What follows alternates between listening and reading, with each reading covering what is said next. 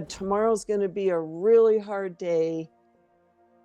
How are you going to approach it? Leadership is acknowledging where you have fallen short of something, and then it's cleaned up.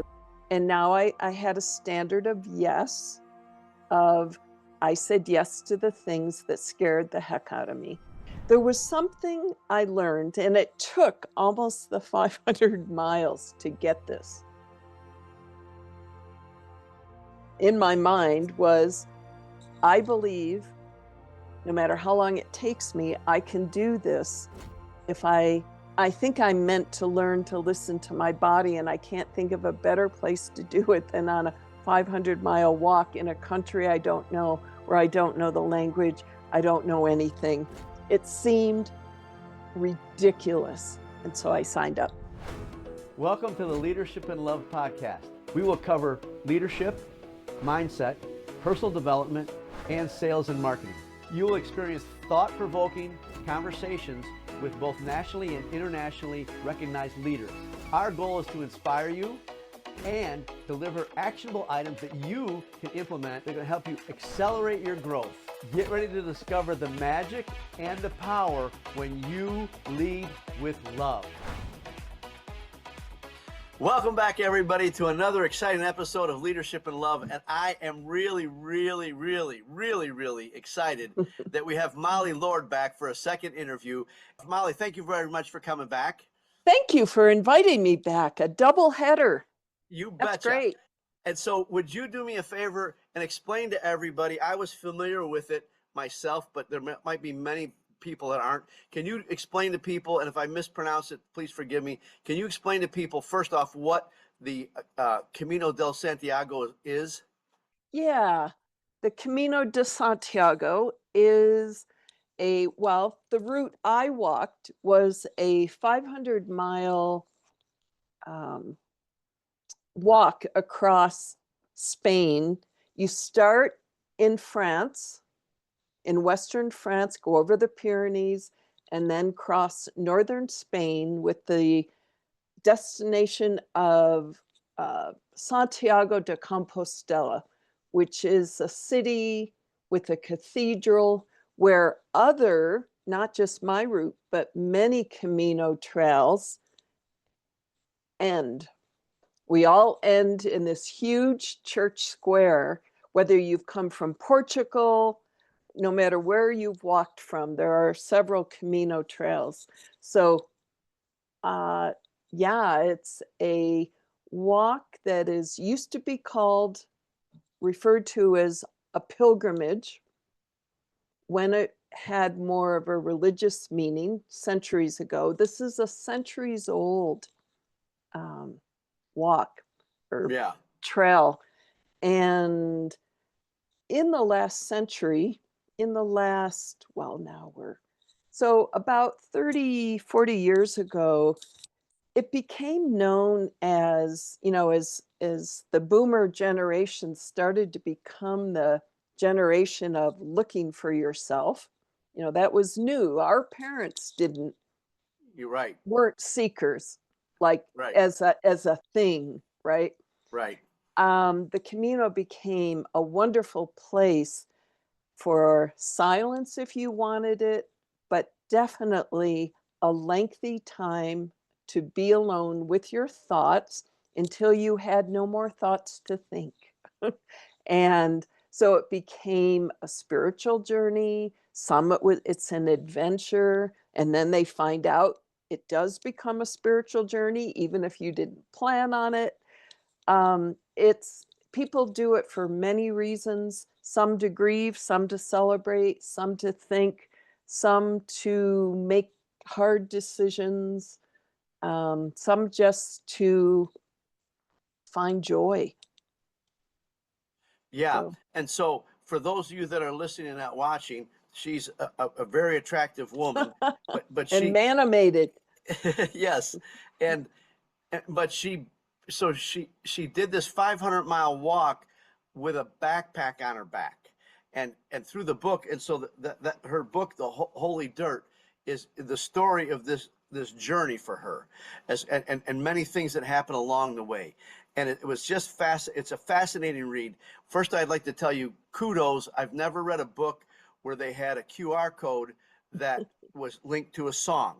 Right. And so what I've done, I think I might have shared this with you. What I've done is I've created a YouTube channel called Holy Dirt, and the playlist is all the songs that were in your book. And it was fascinating to me, the overlap of like 500 Miles, one of my favorite songs. I've played it in bands for years.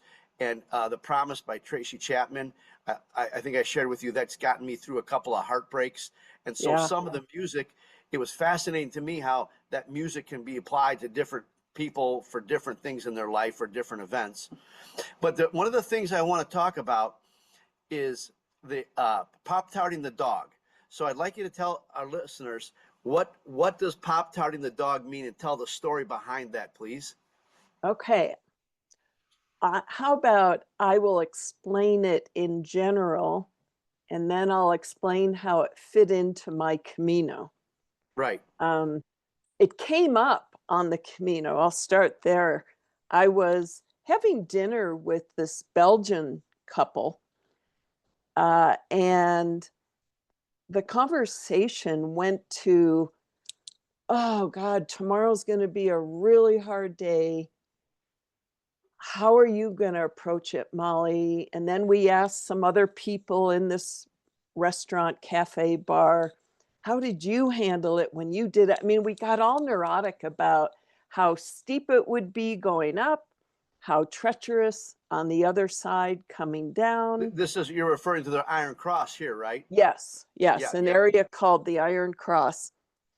And we really wanted, some people skip it because it's treacherous, but there was something at the top called the Iron Cross, or in Spanish, the Cruz de Ferro.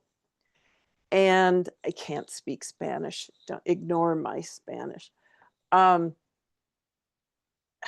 If you ever have watched the movie The Way, it's where they place the item they brought with them on this mound of rocks that millions of pilgrims over the centuries have left something, either a burden they want to leave behind, or a rock or some memento in memory of someone who's gone. So people use the Cruz de Ferro for many things, but it's mainly to let go of what's been weighing you down. And I forget how many feet high cross, iron cross at the top. So first you do this huge climb to get there, and you round this corner. You would think there'd be all these signs, Iron Cross ahead, because we've all been waiting for it for so long. But you just round a corner, and there it is. It's just like right in front of you. And we just couldn't wait to experience it because we had read about it and we saw it in the movie. But the thing is, if you get that far, on the other side of it, to keep going on the Camino, it's this rocky, treacherous terrain that has been the demise of many a pilgrim. Not death, but I mean, injury. Yeah. People saying, I can't continue. I don't know what to do. So that's what we were discussing in the bar that night while eating. And when someone said, well, what are you afraid of, Molly? I said, I'm afraid I'll Pop-Tart the dog. And everyone looked at me like, excuse me? You're, I mean, not only is there a language barrier naturally, but you throw in a comment like, I didn't want to Pop-Tart the dog tomorrow, and you get a lot of question marks. So that's what opened this can of worms. And I proceeded to explain to them with Google Translate and my own English and their translation as well as I could. And the story goes like this. It's a story that's often told in leadership programs, sometimes told. And in leadership programs, often by the time you get to the highest level you can get in the training, you're given a life coach. And they shadow you for 6 weeks, maybe a couple months, and they just make sure you're keeping your word on your goals in your life. And they might check in unexpectedly on a Wednesday afternoon at 2 o'clock. And when they do, they often would give you what was called a stretch. And a stretch is they know what you're working on in your life and they know where you still falter and they know where you take shortcuts because they've known you for a while. And they will come up with a stretch or a challenge for you to go do something that will be challenging for you, and they give you a time limit. So the story goes that there was and then when you're done with it, you come back and you call your coach and you say, goal completed. And by the end, they don't even ask you, well, what'd you do? How'd it go? They just trust that you will complete this and keep your word. And they go, great, thanks for the call. Congratulations. So the story goes that there's a guy who's in a leadership training and he receives a call from his coach. And the coach gives him a stretch. And the stretch is you need to go heal a relationship in 3 hours. Call me back when you're done. Bye. And the guy hangs up and he's like, oh, what? Oh, I don't know what they're talking. There's no relationship I need to heal. So, already he's not being honest with himself, but he knows he has to do this. And so he's thinking, heal a relationship, heal a relationship. Who, what? So he walks to the store to give this some thought. And he's walking through his neighborhood, and there's a chain link fence with this big, nasty dog behind it. And the dog charges the fence, barking and growling and snapping at this guy. And he's like, whoa. And the guy just hurries along, and the dog follows him along the fence, growling and barking. And then it's gone, or the guy's gone, and he gets to the store and he's still thinking, heal a relationship. Well, I don't know. And he picks up a box of Pop-Tarts, that breakfast pastry we all know about. We should know about if we had a decent childhood of junk food, right?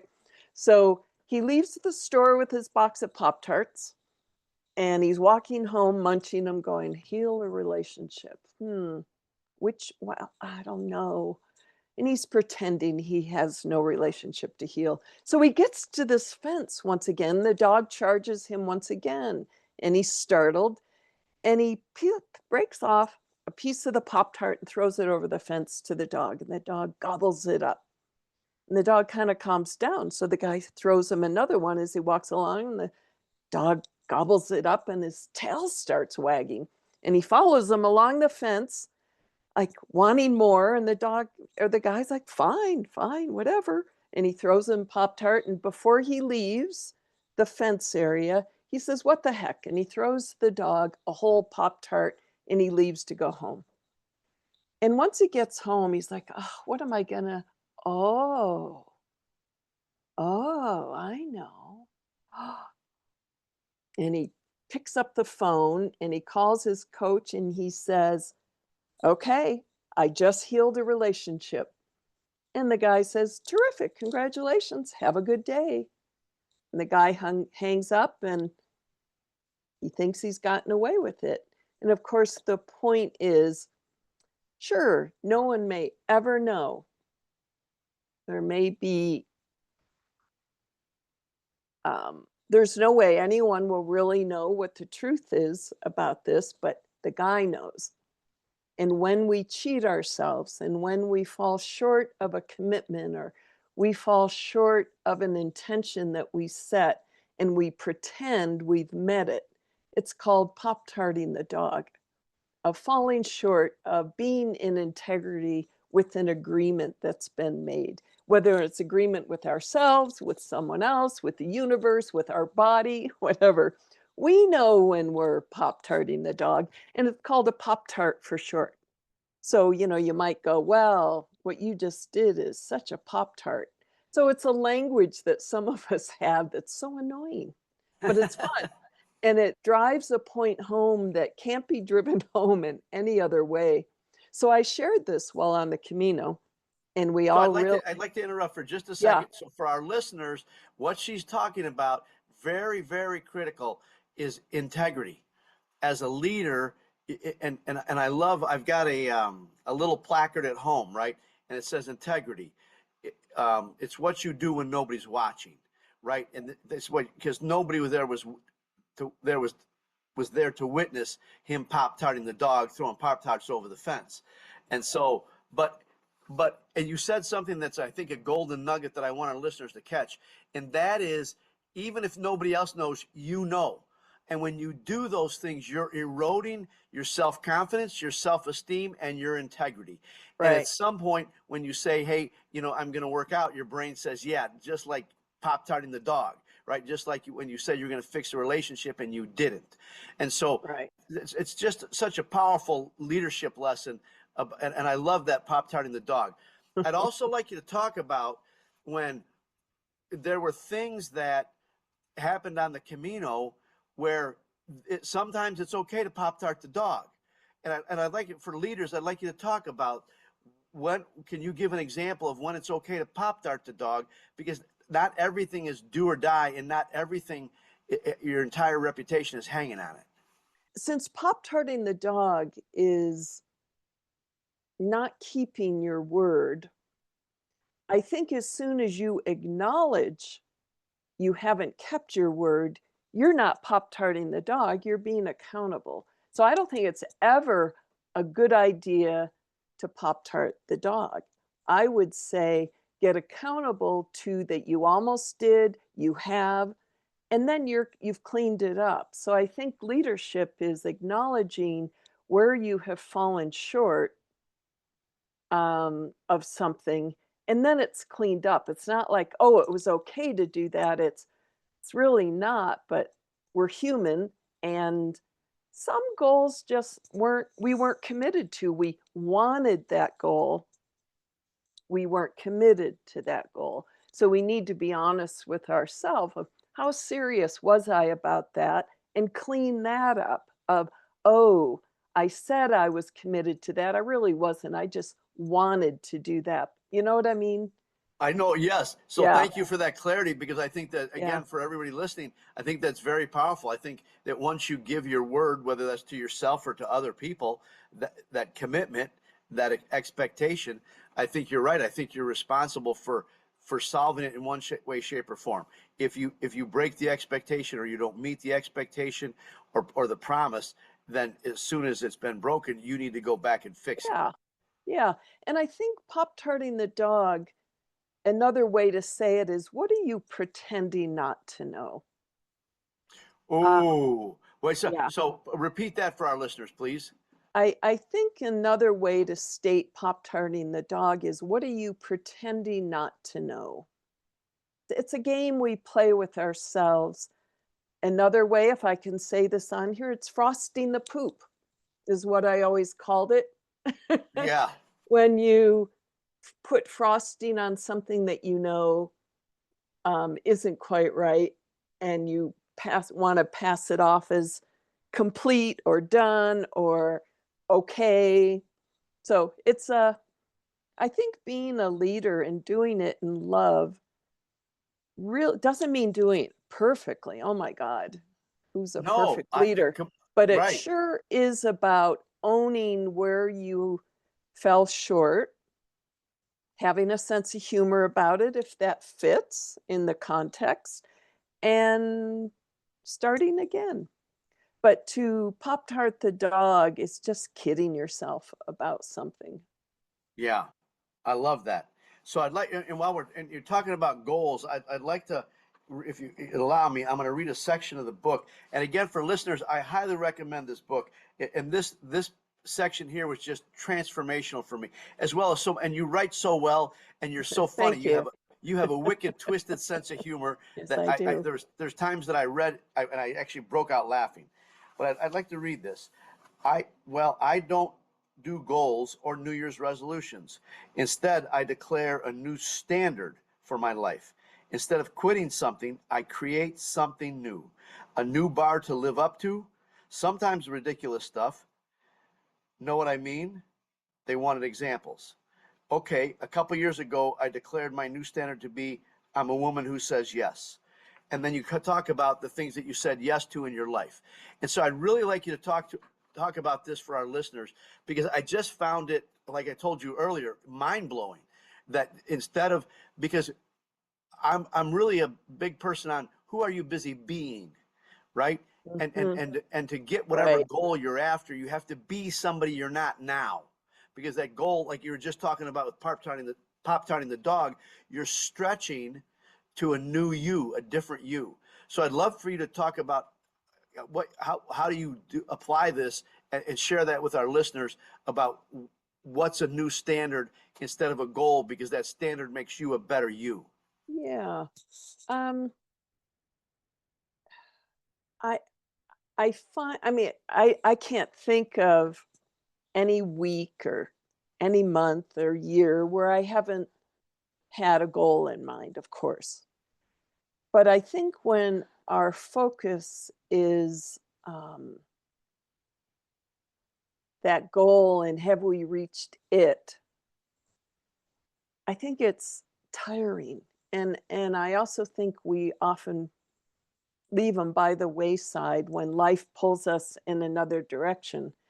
So I decided that what was more important to me was, who do I want to be in this next month, this next year, and what would describe that?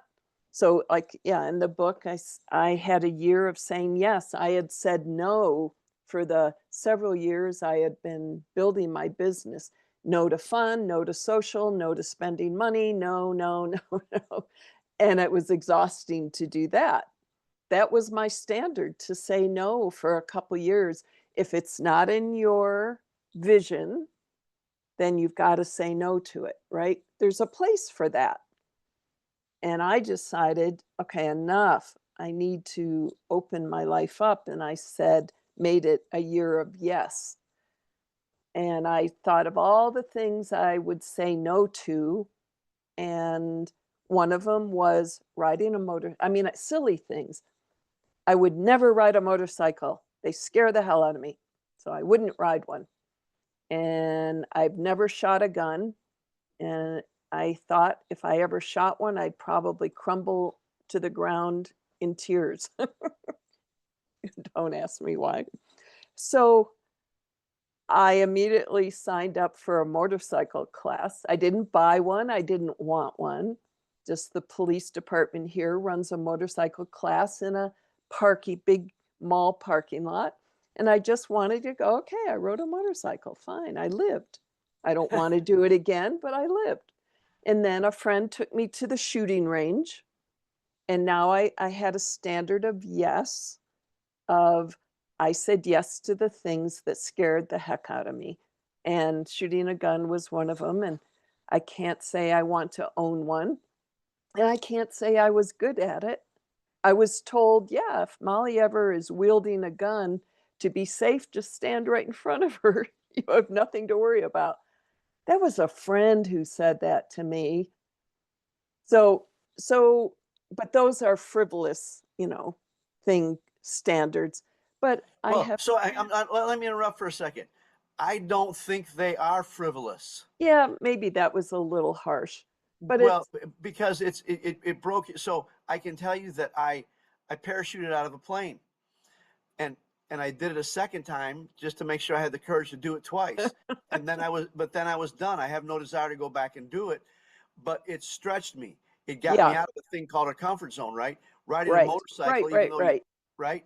And so I think that they might not be as important as some people think, right? But it was still you saying yes to something that you were afraid right, of, and getting out of that comfort zone, which is huge. right. You're right. I have standards about how the excellence with which my seminars are led. That's a standard. standard in my friendships, and when is a talk required, when is accountability required, when do you just laugh, just you I yeah. So standards in all areas of my life, and it seems to work. So when I set a goal, um, which of course I do, I match it to how will I complete this goal based on my standards. So it just is a guide, it's a guidepost for have I met the standard with which I want to live my life, run my business, eat? How do I want to eat? How do I want to exercise? So instead of I am going to walk 4 miles a day, it's my standard is I will be a healthy woman whose legs and the rest of her body are toned and whatever. I mean, Right. so we all Yeah. have our personal desires and a standard that if we fall short of it, it would be a Pop-Tart. Well, that's right. And what I love about this is, again, I learned from Jack Canfield back in the day that the reason why you have goals is because you have to be a different you. You have to be somebody that you're not right now. So to your point of what, keeping your body in shape, or the excellence that you're going to lead your seminars and your workshops in, right? That just, you have to be somebody that's different. The other thing I want to talk about that's in the book is, and this is this is what your journal notes from June 11th, 2019. And it says, regarding men as predators in general is nowhere on my radar. Forgive the cliche, many of my closest friends are men. At times on this walk, I've stopped to gauge my comfort factor around a man or men I didn't know. And I underlined this sentence right here. My well-trained gut registered a green or red light. I responded accordingly. I think there are so many gems in this book. Like I told you, I appreciate that you're okay that I dog-eared pages. I made notes. I made comments. And because it's really, I think it's just a great guide because there's so much spiritual wisdom in here. There's so much humor. There's music. I mean, anything that somebody wants in a book, it's in this book. But I really want to talk about, and there's some fascinating, you share some fascinating spiritual experiences that you had. I'd like you to talk about this thing called intuition, right? We call it our gut. I had a sneaking hunch. I had a sense. Somehow I knew. We have a whole language around it and how we describe it. And I don't think there's enough people that, one, are connected to it, and two, understand the power of it. So I'd love for you to talk about intuition, Molly. So let's start with the intuition to do the Camino at all. I had some injuries from many years before that when a friend told me about this opportunity to walk 500 miles across Spain, where I immediately in my head said, oh no, not in your life, not in your life, not with my back and my knees. No, I can't do 3 miles without being in trouble. You want me to do 500? No, no, no. Something hung in my mind after that. Call it intuition, call it a voice that said, you're going to rethink this. So I had a little conversation in my head. No, I'm not. Yes, you are. Within a year. Yeah, the two angels on your shoulder, right? Yeah. The angel and the devil. Yeah. Do the voices in my head bother you, Louie? Um, Within a year, I realized this little voice in my head, which I called the voice, um, said, I believe these injuries are the very thing that should make you want to do this Camino. It's time to move past these, get them rehabbed, and honor your body for the first time ever. And you would think, well, walking 500 miles couldn't do that. should betray your body if you're going to do. No, I suddenly realized my intuition was saying, there's something for you in this 500-mile walk if you partner with your body for the first time in your life. Because I had so many injuries and so many things happen in my life that harmed my body, that it wasn't my friend for a long time. It was something to beat. It was something to get to cooperate with me, to be hard on, to make it keep up with me because I'm a really active person, instead of really being a partner with it. And I knew to walk the Camino, we would need to be a partner in this.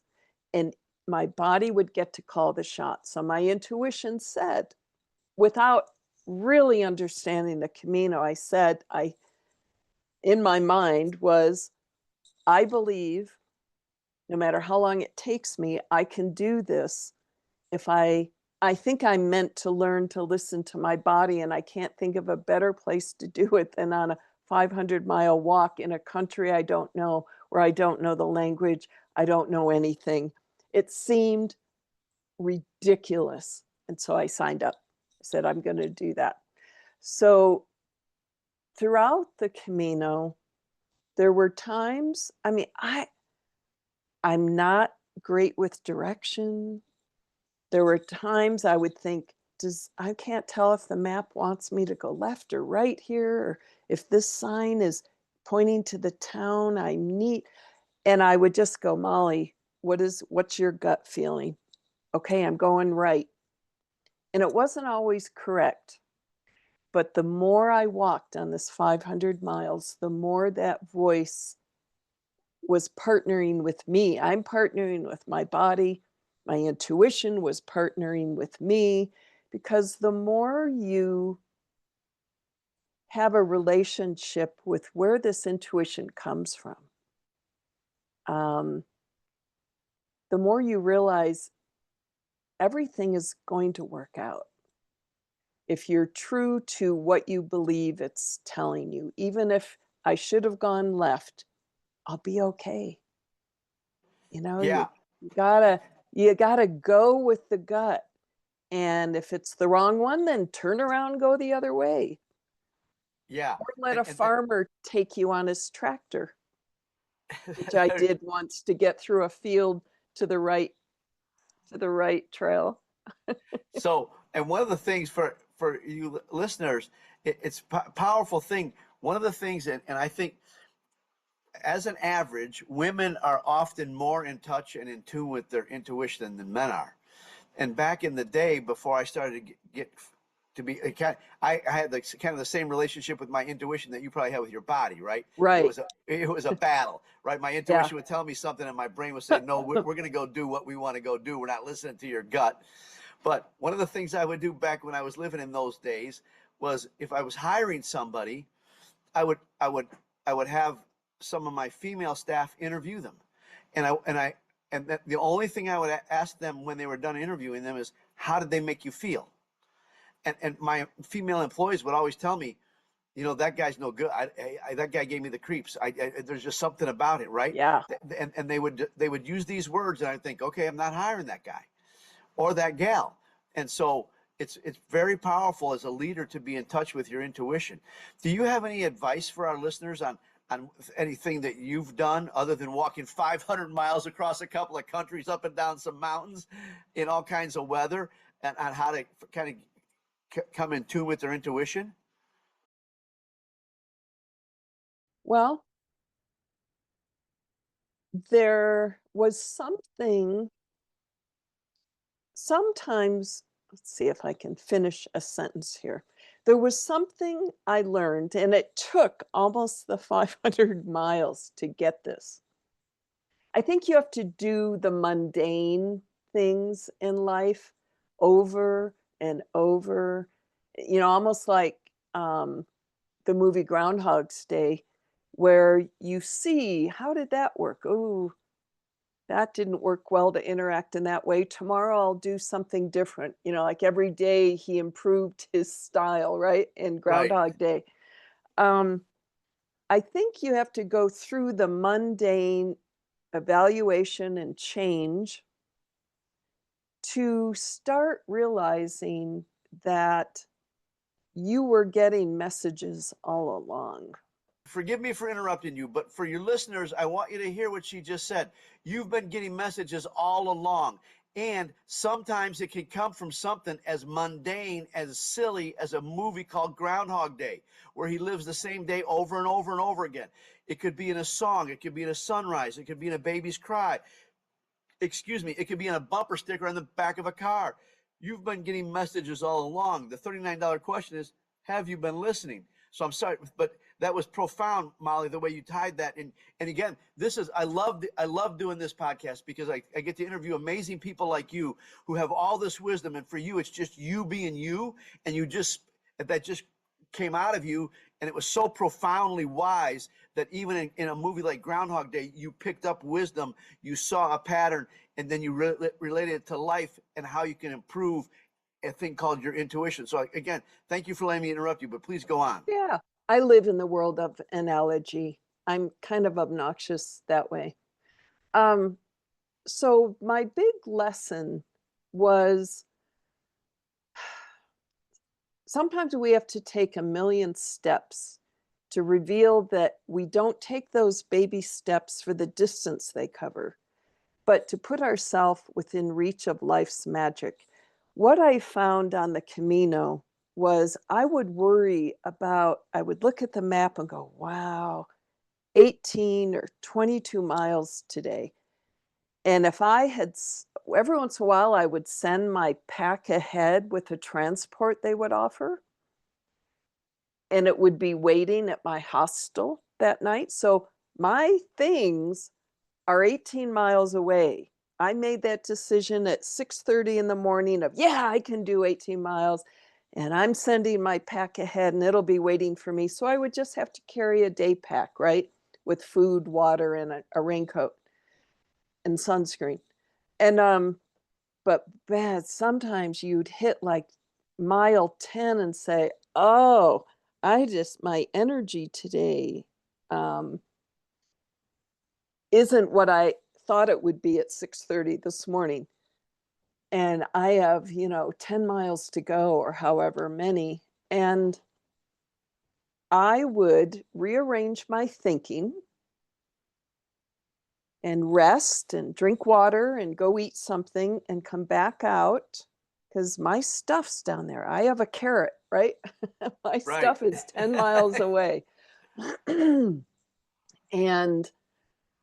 I would, with this adjustment in my attitude, I would start walking again and I would reach maybe a mile down the road. And it was like there was a wind at my back and um, a dance in my step for the next 9 miles or however long it was. And you do that enough days, like, how did that happen? I never could do 20 miles at home. I'd die. But why can I do it here? Which is why I named my book Holy Dirt. There is something in a trail that millions have walked on over many centuries with all their hopes and dreams and fears. They leave behind this grace and they leave behind their hopes. And there is an energy left in that trail that the people behind them can pick up and ride. And it's like they draft you in. And if anyone had told me that before I started or my first week, I'd say, what a bunch of BS. Come on.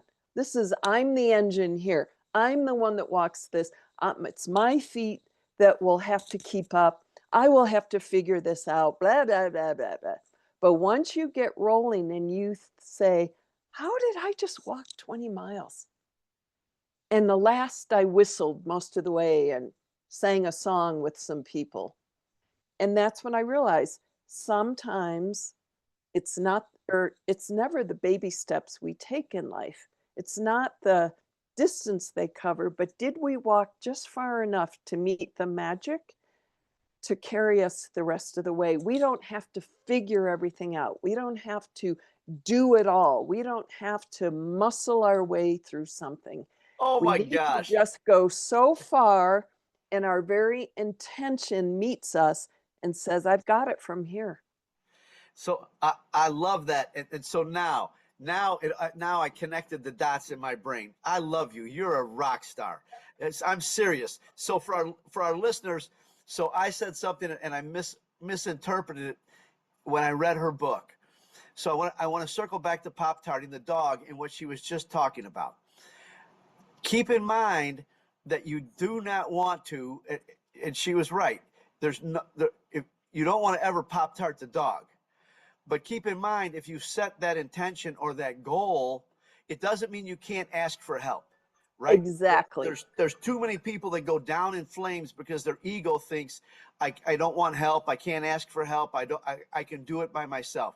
And so she just said a couple things very profoundly. And one of them is that she knew her goal was 18 miles, so she didn't Pop-Tart the dog. She was going to walk 18 miles, but she was smart enough to get some help from a thing called a transport to get her pack 18 miles out to make that 18 miles easier on her. And so that she didn't blow her integrity. She just realized, I've got resources, I've got things I can take advantage of that are going to make my journey, my achieving my goal easier. And sometimes, and I love the second part of this, what she said. And again, for those of you listening, please listen to this a couple times because there's such profound wisdom here.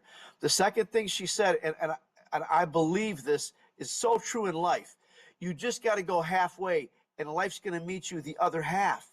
You just got to put in the effort. I'll share with you, Molly, real quick. I love the story of the guy sitting on his couch praying to God. God, I want to win the lottery. God, I want to win the lottery, right? And this goes on for months. And then one day the sky finally parts and there's this big booming voice and God says, go buy a lottery ticket, right? You got to be in the game. Yeah. You've got to get in the game. Right. And I love that, you did your half. You were in the game and you got to this point where you thought, holy shit, how am I going to, excuse me, everybody, but how am I going to go another 8 miles? I'm low on energy. My body's tired. And then bam. And I call them miracles. I believe there's miracles every day.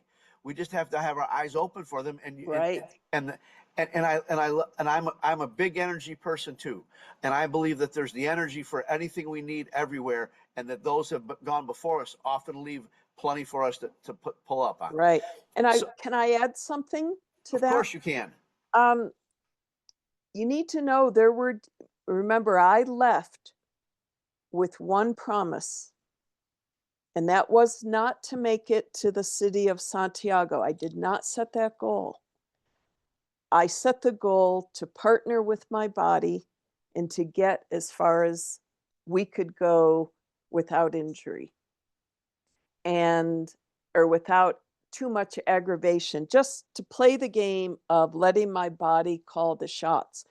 If there were some days where I had 18 miles ahead and I made it, 12, and my body said, I'm done. I'm done. I'm done. Not, I'm tired. Not, oh, my back hurts a little bit, but we will be brought to our knees if we keep going. I would find a little town with a bus, or sometimes you could call it a taxi in some of these little bars. I had no problem finishing up the day by getting a ride to the town. That was not a Pop-Tart. That was common sense. I did not have an ego. I did not have an ego that said, I must walk every kilometer of this Camino. No, my goal was to partner with my body. And when my body said, I'm tired, I said, buck up. When my body said, I'm in serious pain, oh, gotcha. Okay, we're done. We'll call it taxi. It only happened a few days. And sometimes it was the last 3 miles I couldn't do. I would have paid dearly. So I just wanted to clarify that sometimes things to one person is a Pop-Tart, but to someone else, it's a smart move. And Yeah. that's the universe taking me the rest of the way, Yeah. right? And so now for you listening that are leaders, she's talking about three very powerful things. One, your integrity. Two, your intention and where you're going. And then three, that ability to, well, intuition, actually four things. Intuition, listening to yourself. And then she said a thing that most people don't have anymore, common sense. You Yeah, hear the message, you hear the voice in your head saying, we can't take another step, we're going to pay. And she said this, if I take another step, we're going to pay dearly. She was not out there to punish herself. Now I right. can tell you, she walked through some pain, and if you I read the did. book, it's a fascinating, it's riveting. I told her it's a page turner. But she had common sense that when her body said, and she had this relationship, and she was talking to her body, she had this relationship going on. And when her body said no more, then she didn't do any more. And that's Right. common sense. And sometimes, and we used to say this in the Marines all the time, sometimes you got to be smart enough to fight another day. Mm, mhm, There's no sense in dying mhm. on the hill today and lose the battle and the war when you can lose the battle and still win the war to fight another day. But sometimes that's that combination of intuition and common sense, right? Right.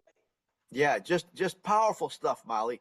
And so, and I could talk about this book and rave about it for a couple hours easily.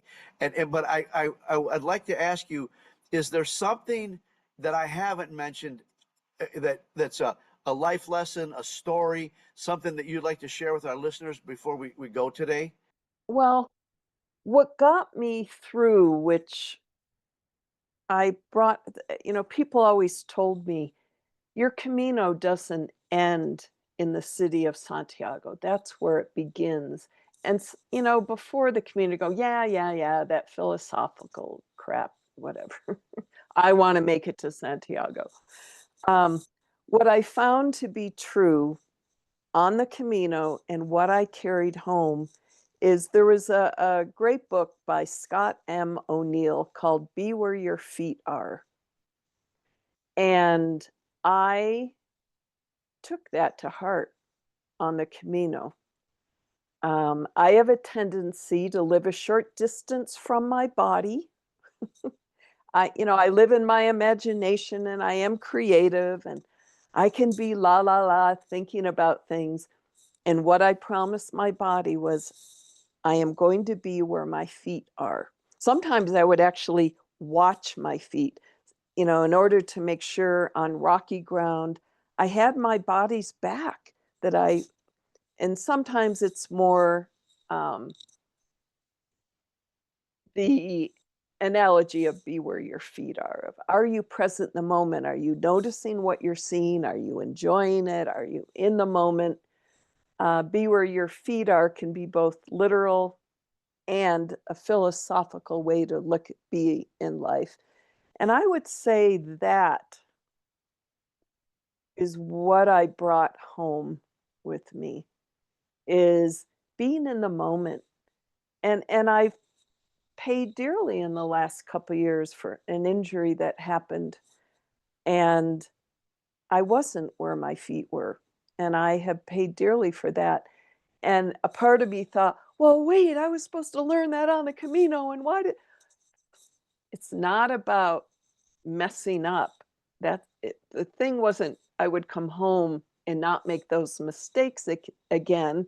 It was to catch yourself, to catch myself and say, whoa, I really set myself up to lose here. How am I going to turn this around? And it's been 3 years of dealing with this injury and not beating my body up for it. That's what's different. I started the Camino with the idea that what if I'm an accident waiting to happen, like my mother always told me, right?